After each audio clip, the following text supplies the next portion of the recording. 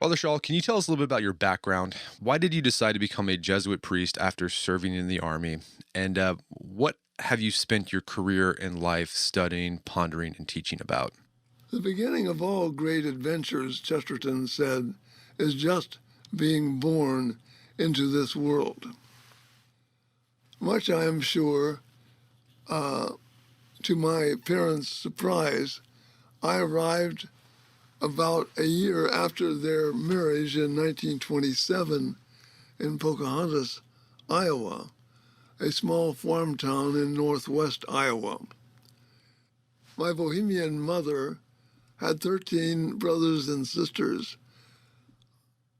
and my German-Irish father had 7. I was blessed with about 65 cousins, plus a sister and 2 brothers. The best thing that your parents do for you is to give you brothers and sisters.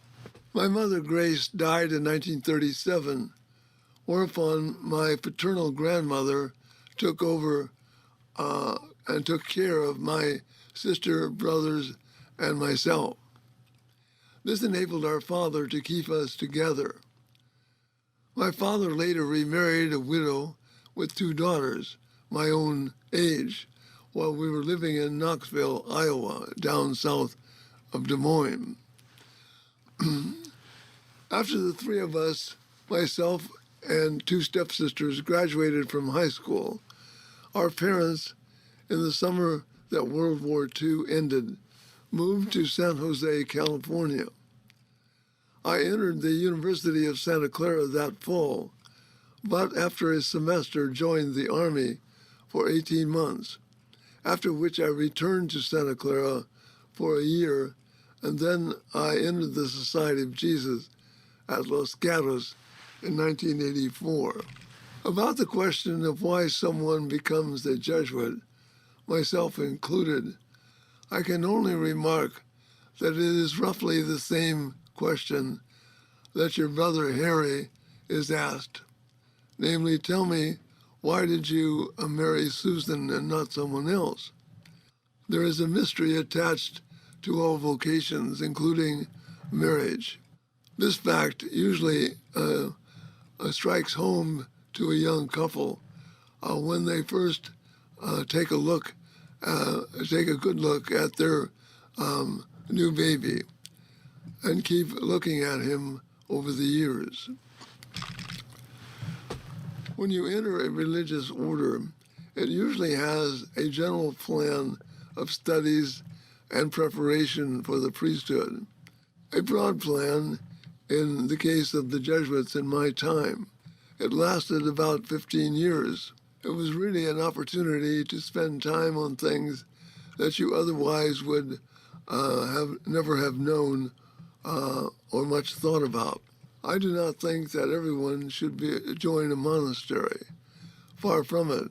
But I do suspect that it takes most married couples about the same amount of time to have a clear eye on why they are together. I think it is in Plato, as most things are. At a party at my brother's a number of years ago, someone asked me how long I had been in studies. I responded, the usual 15 years.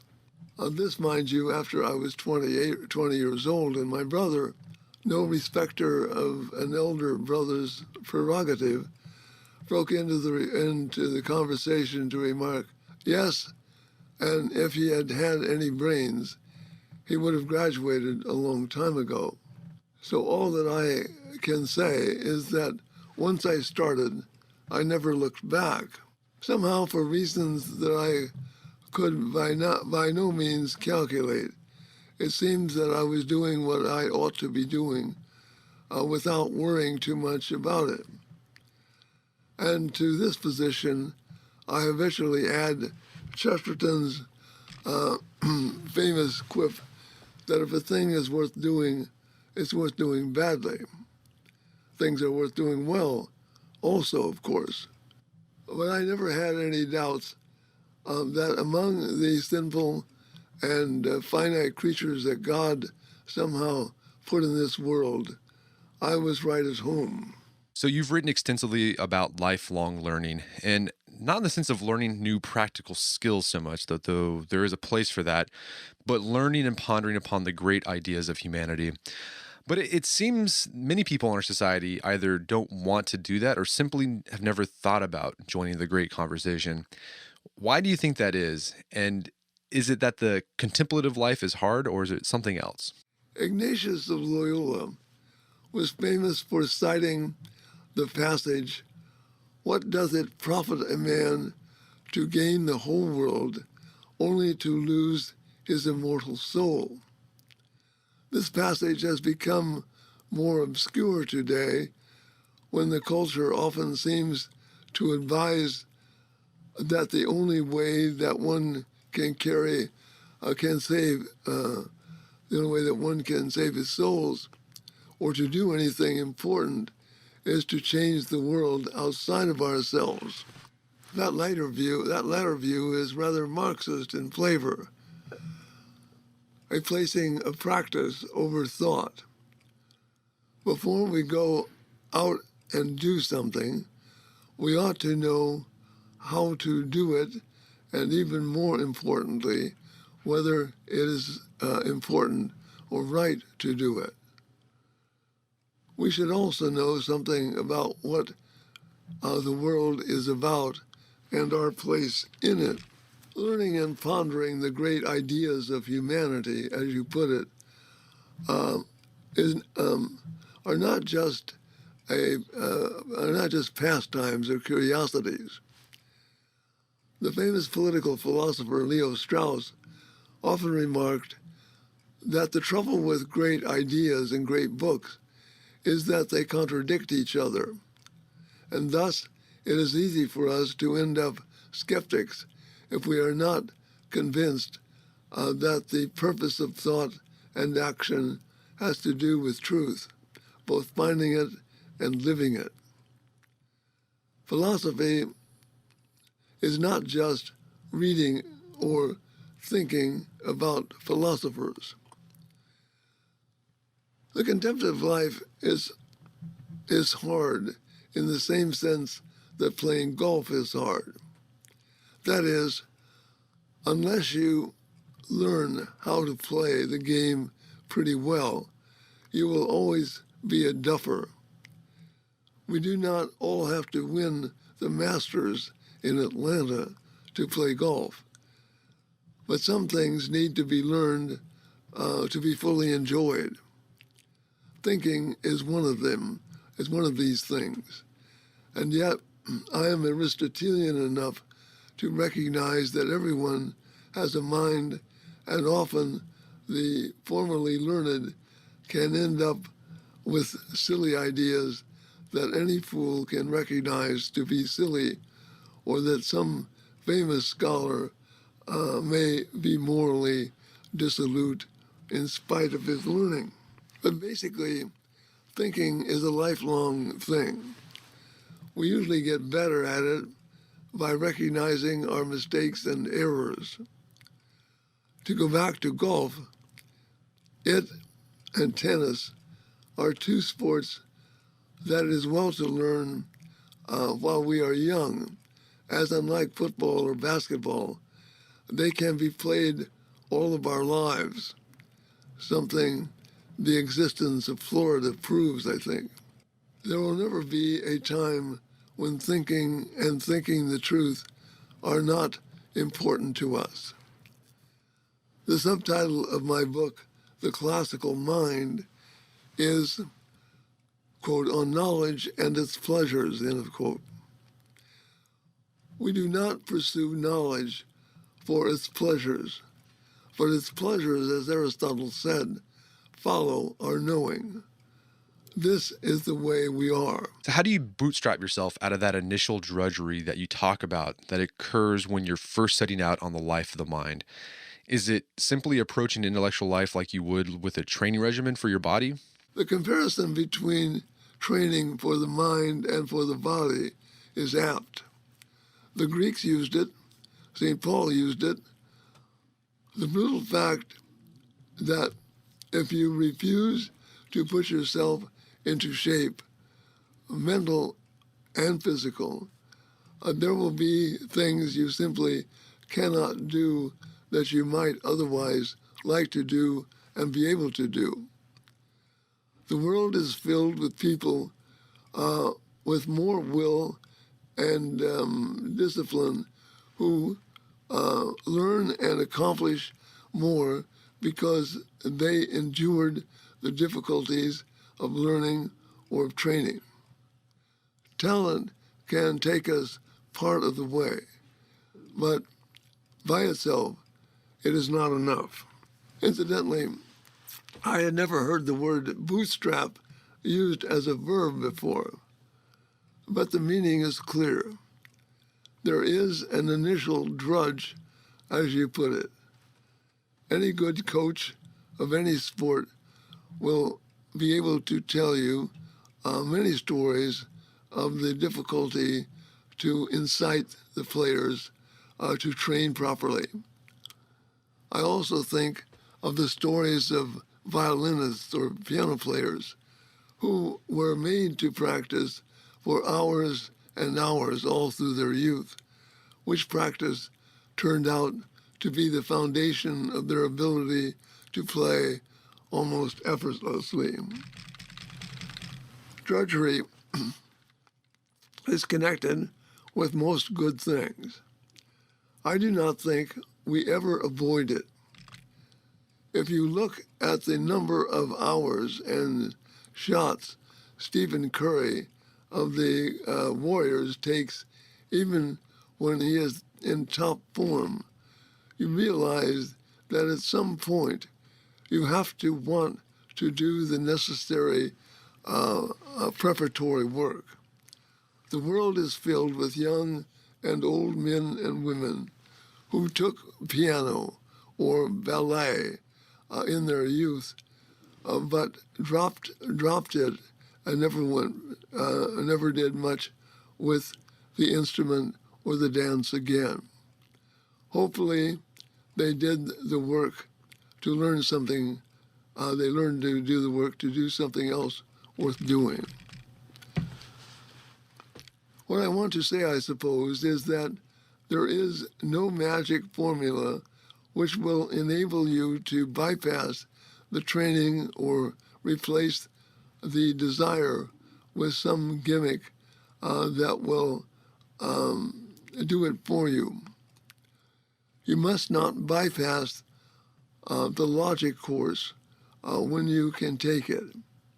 If you think about it, this patient working away at something is what it means to be a human being. There are many things we can become, but we can arrive at none of them without wanting to do what is necessary, and yes, enjoying it once we have figured it out. This is true of being a good farmer as it is of being a good quarterback. And again, some things, many things, are worth doing even if we are not the best in the world in doing them. A mother, Chesterton said, is a specialist in she's not a specialist in anything, but a sort of a practitioner or a specialist in everything else.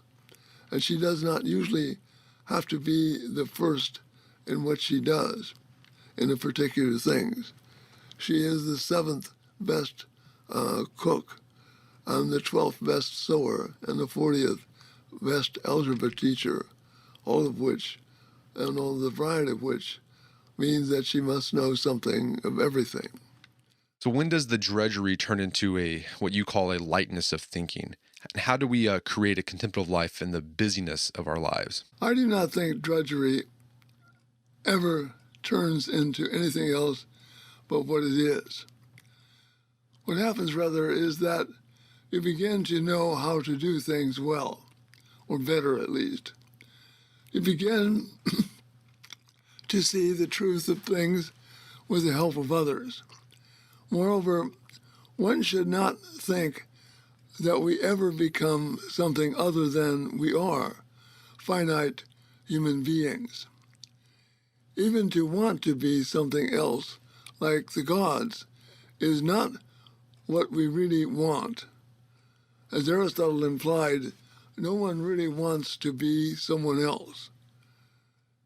Even to think that is a good idea, that is a good idea is an act of pride in the worst sense.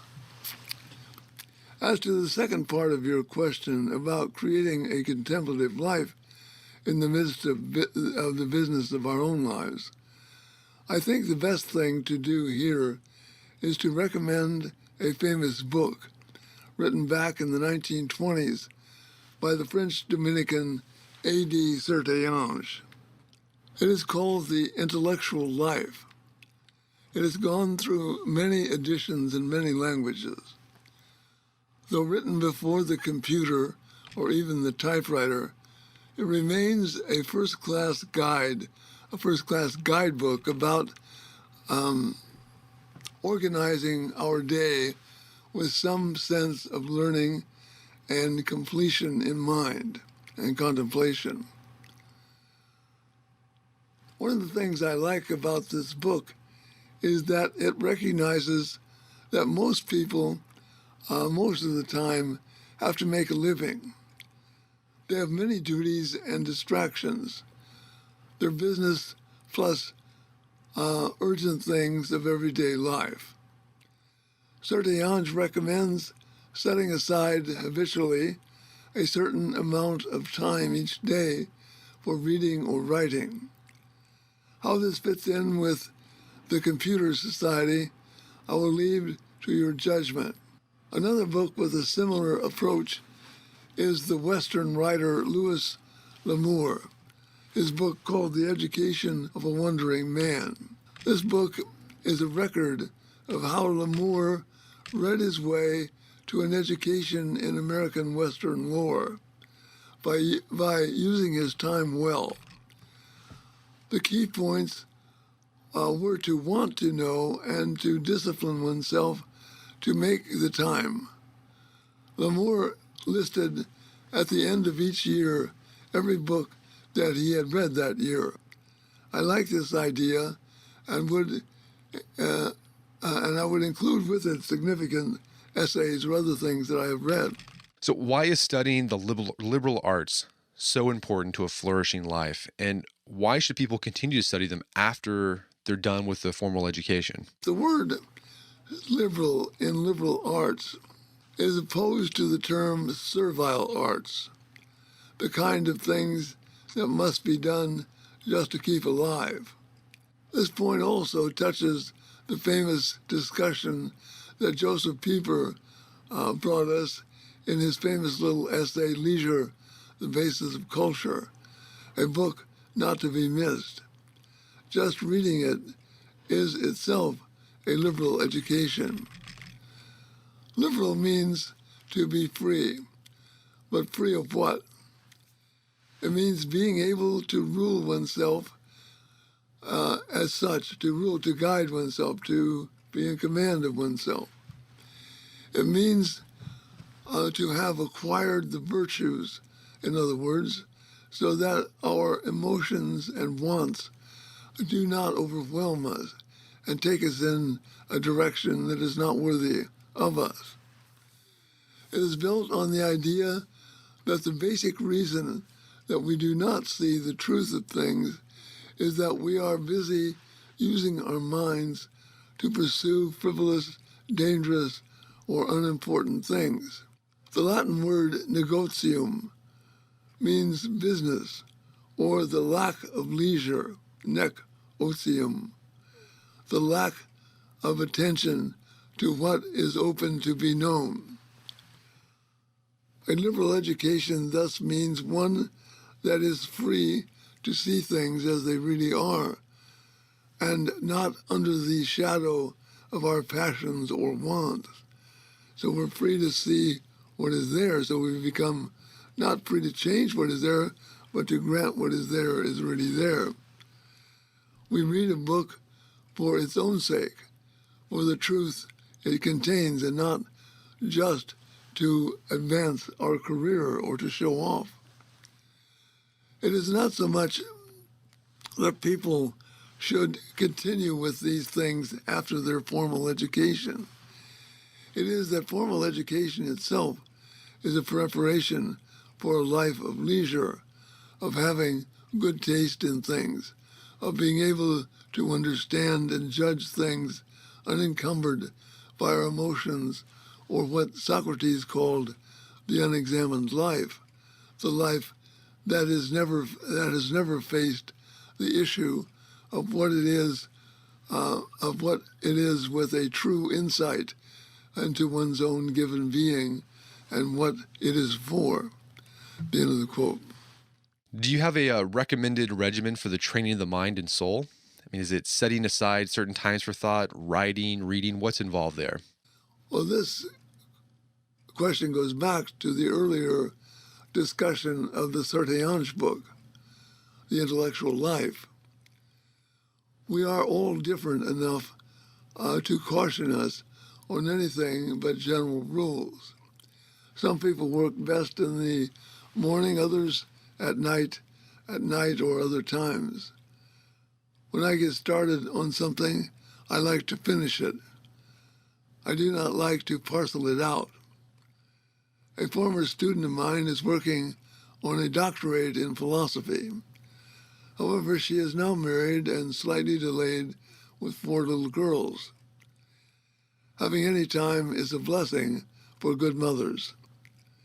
I tell her that A, she will learn more from her children and their care than from any book that any book can teach, and B, time will come when she can continue. Besides, her girls will have a mother who knows a thing or two about metaphysics. A liberal education does not exclude the basic things of life, but enhances them. I often recall a saying I once heard from an American Indian woman when someone was complaining that he had no time. The lady responded wisely, "You have all the time that there is." Indeed, each of us, each day, has all the time there is in that day.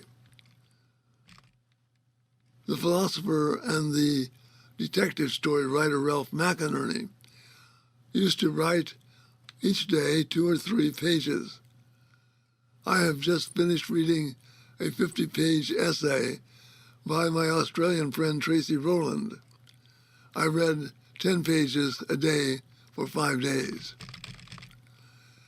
Actually, I have never set aside a specific time for thought, though I have no objection to it if it works for you. I find that thought rather arises from what I am reading or conversing, or from some perplexity, like what Pope Francis is about, or whether we have turned into a democratic tyranny. When it comes to writing, it always strikes me that the writing is the thinking. You never really know what you will write when you begin to write. When you begin to write something, things gel. And usually, you know when what you want to say is in your writing is finished. You see that this is what you want to say. Reading is not lost time, but rather, if it is good, it is time that is the best. We hear talk of time being empty, and in a way, it is empty if we do not fill it. But we do not do this as if we needed no help or inspiration. If we come to the end of a month or a year and realize that we have not read anything that takes us out of our admitted duties, we need to find places in our days for them. It is amazing what one can do with small bits of time. Many modern instruments like the cell phone or the iPad that we can carry around with us whole libraries in our pockets are useful. But there are readings and seeings that can also corrupt us. This is why we need self-control, virtue, and a realization that we ourselves need self-discipline. So you recommend that everyone should amass their own library of good books, and you recommend actual hardbound or paperback books as opposed to digital copies. Why is that? And is there something about the physical book that provides more intellectual heft to the life of the mind? Initially, I would have to warn you that I grew up before these more recent instruments were available to everyone. I'm not a Luddite. I have a computer and a cell phone, which does not prevent me from being bewildered at times by the amount of information now immediately available to me and how to access it. That experience alone, which I recommend being exposed to, that is to say, how to deal with the modern machine, is a healthy one. It is important to know what we might know, but probably never will know. So that is to say, when you see all of these things that are out there to be known, you realize that it's almost an infinite kind of thing, and many of those things you will never know. This is true of the most learned philosopher or scientist as of the simple denizen of our cities. It is even a Socratic experience to know what we do not know. Yet I still recommend having one's own library of physical books. If you are opening an office or building a house, provide space for books. Do not swallow the paperless world whole hog. It is an eerie feeling to go into a home or an office in which there are no books, even if there are computers, headphones, TVs, and electronic devices everywhere. But books and their collecting can be just a sort of hobby. See how many first editions I have. Nothing is wrong with collecting books in that matter, but it is not what I mean by a personal library. Also, I am aware that as one gets older, the number of really important things he has read and remembers narrows. I am a fan of C.S. Lewis's remark that if you have only read a great book once, you have not read it at all. And as a professor, I am also a fan of his other remark that as years go by, one finds that he has taught, say, the ethics or metaphysics of Aristotle, the Confessions of Augustine, or the novels of Jane Austen 20 or 30 times.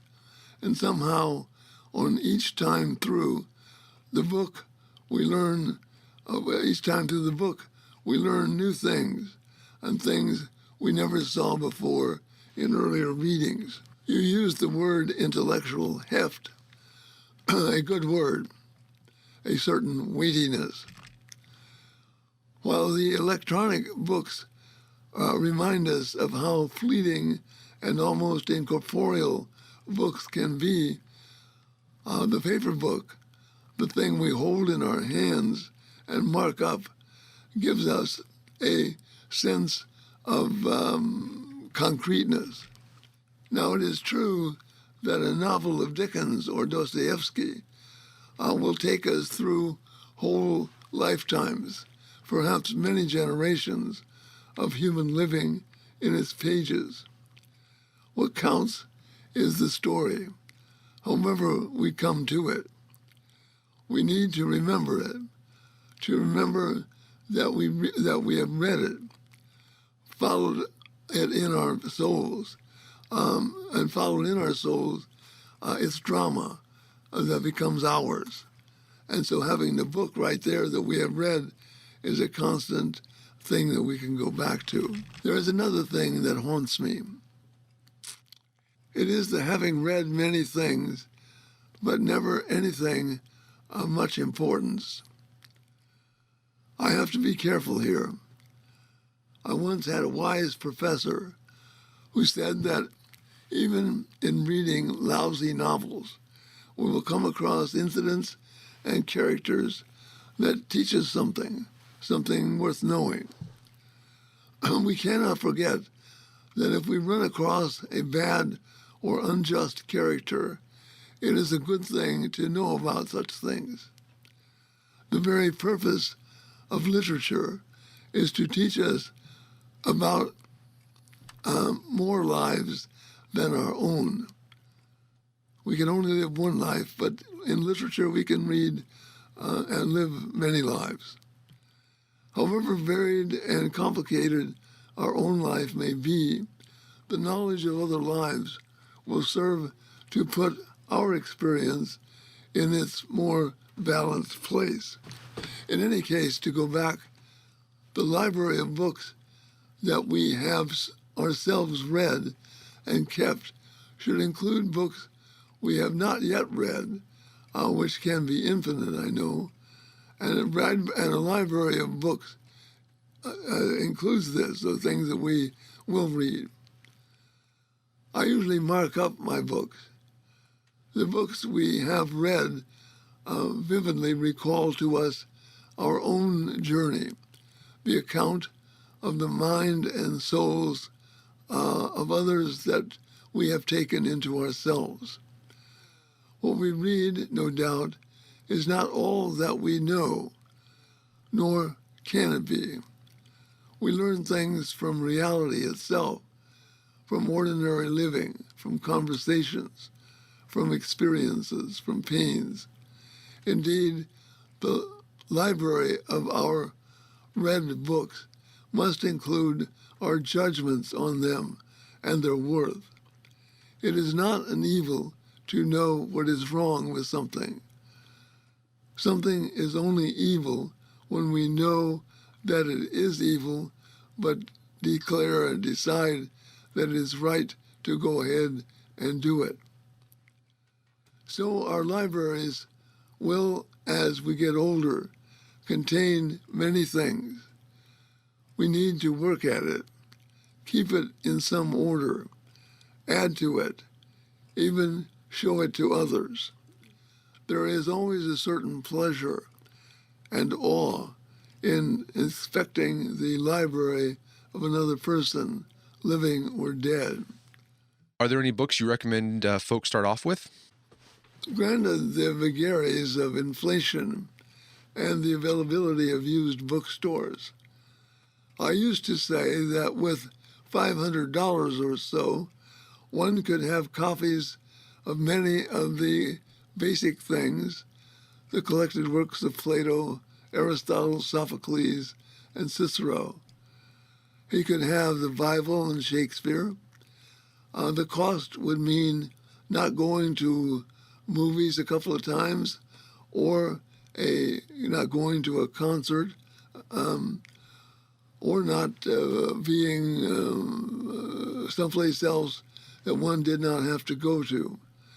So I have to add that having a library of good books is also a good thing. So we need to have in that library a library of movies, I think. I am also aware that a library is a heavy thing. Books weigh and are costly to ship. It is hard to answer someone who says that I can get all of the things that you recommend and more, put them right here in this little gadget that I'm carrying around in my hand or pocket. Indeed, someone suggested that I make such an online reading apps available. My only response is, go for it.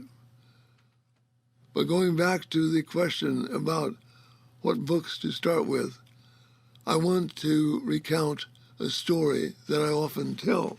When I was 18 in the Army, I had just finished a semester of college at Santa Clara. It was a fleeting time, but I began to get some idea of the vast reaches of what I did not know. The next thing I knew was that I was in Fort Belvoir, Virginia. The war had just ended, so there was really no pressing worry about getting shot. Not a wholly unhealthy worry, to be sure. We had a fair amount of free time, as it was called. I thought that I really ought to be reading things. So with this resolve, I went into the post library one evening. It was a fairly large library, designed, I presume, for the use of the troops at the engineering school that I was attending. It was in the old Dewey Decimal. The library was classified in the old Dewey Decimal System. I looked around at the library, and suddenly I realized that I had no idea what to read or where to begin. I recall checking out a novel of Aldous Huxley, whom I had evidently heard of someplace. The novel was called Chrome Yellow. It is too bad that I did not understand the significance of the plot of that book at the time. It is nothing less than a prediction of a world in which the family is replaced by scientific begotten babies, wherein sterile sexual relations have nothing to do with human life, that is now controlled by the state planners. Talk about missing the boat at that time. It was this experience that has made me aware over the years of the need to have some idea of what to read and where to begin. My books, Another Sort of Learning, and The Student's Guide to Liberal Learning, as well as The Life of the Mind and Docilitas on Teaching and Being Taught, come from this initial experience. Over the years, I give slightly different short lists of books to read. But where to start when it comes down to the wire and someone from some unacknowledged or unknowing background asks me, what do you suggest that I read? To this request, I usually reply, begin with Chesterton's Orthodoxy, or E.F. Schumacher's A Guide for the Perplexed, or J.M. Bochensky's Philosophy and Introduction, or Joseph Pieper, an Anthology. When you finish one, go to the next one. They are not very long. Then I advise on finishing to put each book on the shelf of your library next to one another.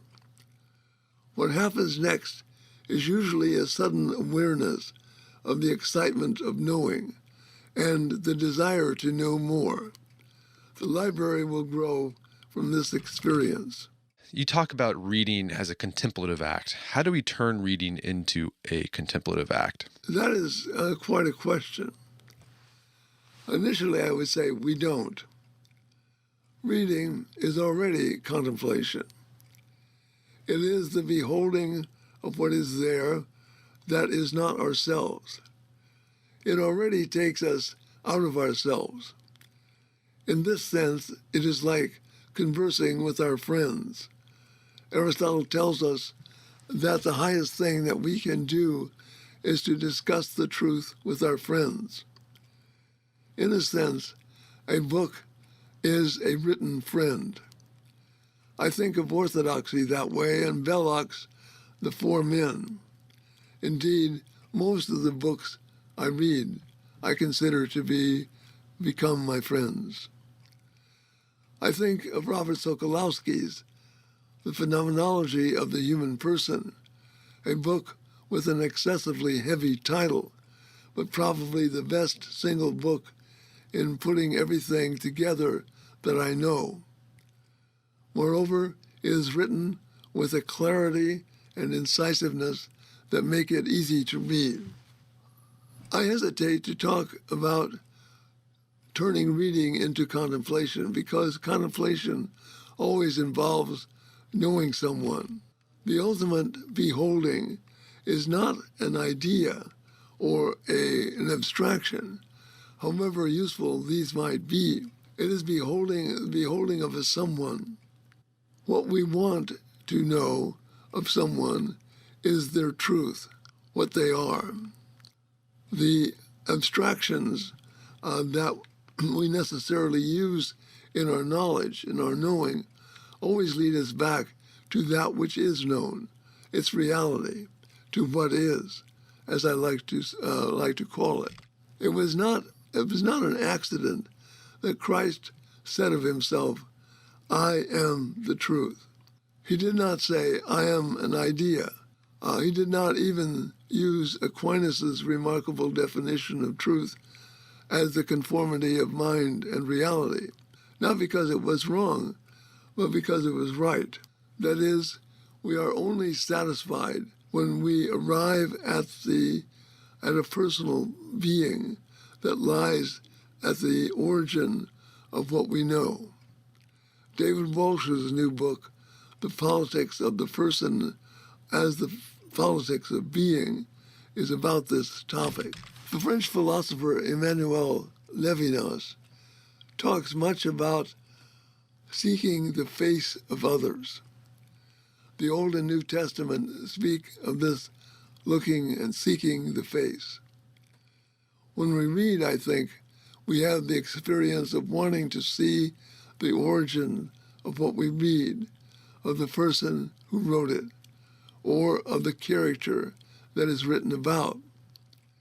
So I would say that reading will take us to contemplation, to the seeking of the face that shows us the grounding of the reality we seek to know the truth about. I have a series of columns in the University Bookman that I entitled On Letters and Essays. I have in mind here the fact that letters from one person to another, collections of them that we come by often long after the writers are dead, bring this wonderful wonderment about the person alive to us, to seek the faces of those who correspond with each other. We seek the eyes of the dead, who is the source of what we read. The Latin verb contemplare means that there comes a point at which we have arrived. We no longer need to or want to do anything. We have reached a goal, a good. All we want to do is to behold what we will take a lifetime, probably an eternity, to comprehend in its fullness. Contemplation implies that some things exist, perhaps all things, in a richness that we can never fully exhaust. This experience, I suppose, is the meaning of the classical poems that find eternity in the flower or in Dante's glance at Beatrice. So I think that reading and contemplation are directly related to each other.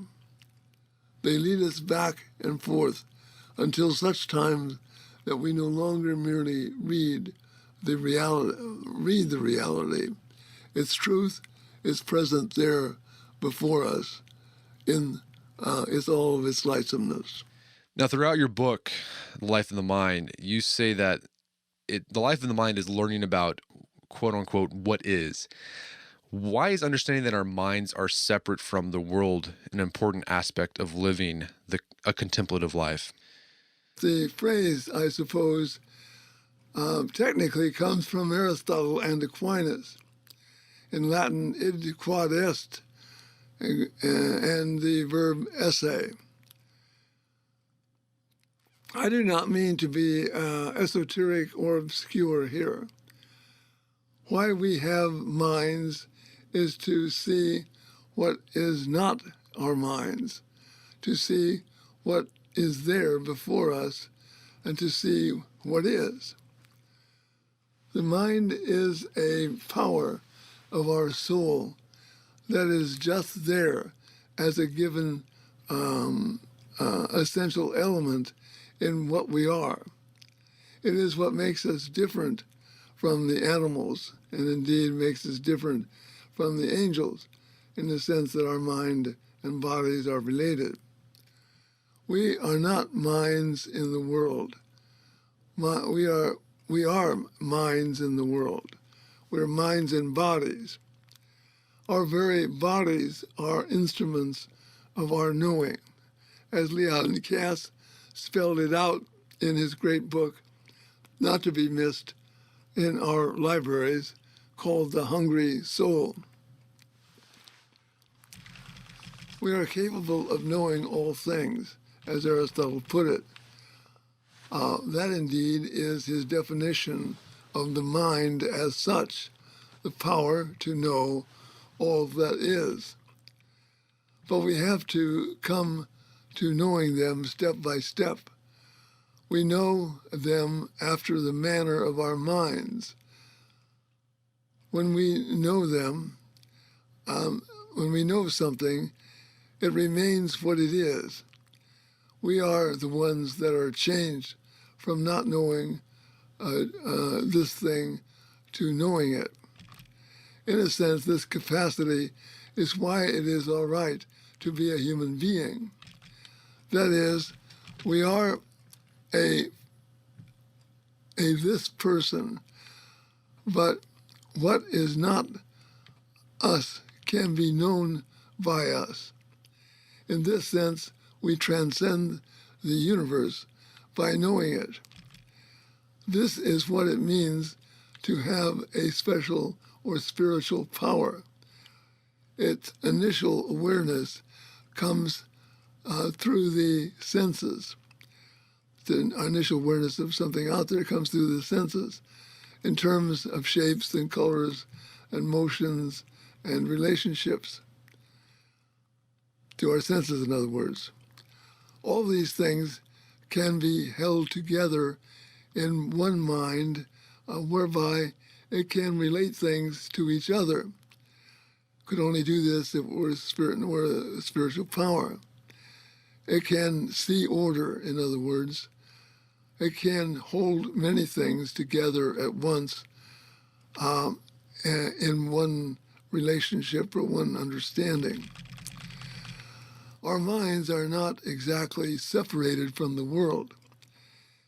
It is precisely because they are related to it that gives them the opportunity to know in a spiritual way what is physical or material in reality. What it sees is what things about us or about it are. Rabbits and turtles and Joe, rivers, cats, oak trees. It can name them. The world, in other words, needs to be known from inside itself. It needs to be affirmed by that thing within it that can also see that it is good. And Father, where can we learn more about your work? Well, it is nice of you to ask about this. Most of the things that I have written are in printed form in the Lowinger Library at Georgetown University in the Special Collections section. Christopher Morrissey in Canada has long and kindly kept a website at www.more.com/Schall. So that website is one that he has kept a record of many of the things that I have done. It contains many and various essays and columns and a bibliography. In spite of help, I have never gotten around to setting up a blog with everything in it. My earlier writings were before the computer, but most of the latter things can be found online with a little diligence. Usually, the archives of these following sources will contain the materials that I have written in recent years. So the one at the Catholic Thing, www.thecatholicthing.org, the Catholic World Report, www.catholicworld.com, the one at the University Bookman, then the magazine, the printed magazine, Gilbert Magazine, contains my regular essays on Chesterton. The St. Austin Review had a number of series on the English essays and other essays in there, which is the printed text.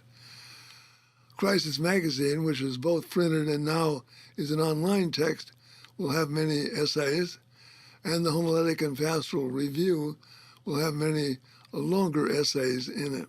Also, in the Fellowship of Catholic Scholars Quarterly, there are a number of essays, and in the New Oxford Review.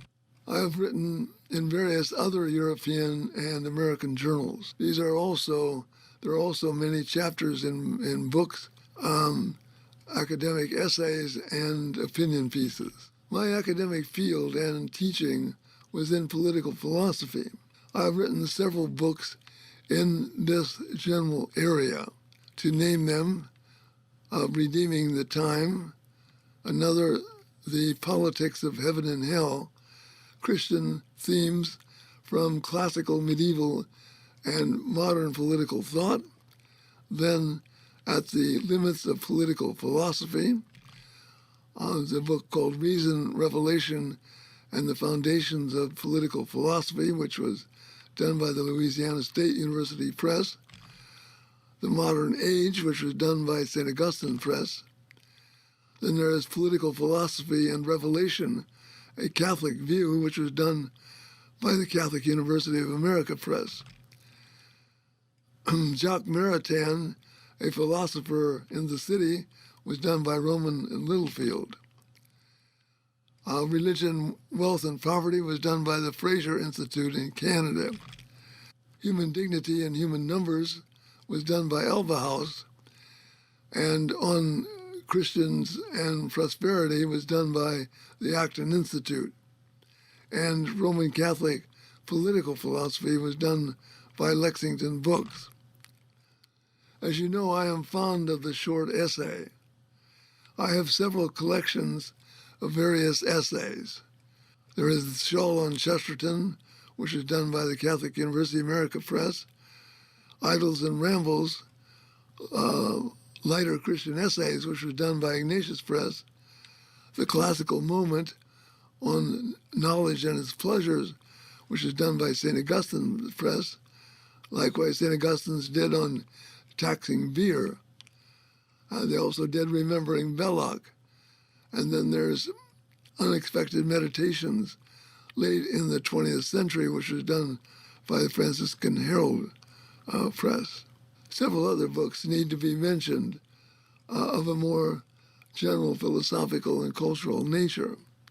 One is The Order of Things, which is done by Ignatius Press, The Mind That is Catholic, which was done by the Catholic University America Press, The Distinctiveness of Christianity, which was done by Ignatius Press, the Regensburg Lecture, which is done by St. Augustine's Press, The Life of the Mind, which was published by ISI Books, and perhaps my favorite book, On the Unseriousness of Human Affairs, Teaching, Writing, Playing, Believing, Lecturing, Philosophizing, Singing, Dancing, which was done by ISI Books. This latter book has one rival as my favorite. It is my English book, as it was published there in England by St. Paul Editions in Slough, England, and it's called The Praise of Sons of Bitches on the Worship of God by Fallen Men. Well, that should be more than enough. Thanks again for the opportunity to reflect on these things that I might otherwise not have considered in quite the same way. My guest today was Father James Schall. He is the author of the book, of several books, but today we talked about the life of the mind on the joys and travails of thinking, and you can find that on Amazon.com. And he has a Facebook page where he posts links to things he's written about. Just search for him on Facebook, Father James Schall.